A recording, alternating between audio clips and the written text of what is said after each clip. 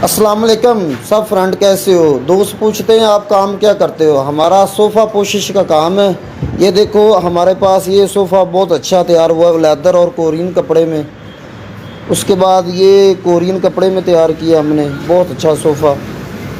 उसके बाद ये लेदर का सोफ़ा है, गोल्डन लेदर में और कोरियन कपड़े में। ये हमारे पास लोकल सोफ़ा पड़ा है जो 20,000 से कम के रेट में। ये मोटिव वाला, आजकल मोटिव वाले चल रहे हैं। इसमें ये सीट दिखाएं, ये देखो ये मोटिव लगा होता है, कोरियन कपड़ा सब। ये कोरियन कपड़े और लेदर में तैयार हो रहा है हमारी दुकान पे सोफ़ा। उसके बाद ये वाइट हमने नया डिज़ाइन बनाया है, इसमें सिंपल भी और अच्छे सोफ़ा भी है ये।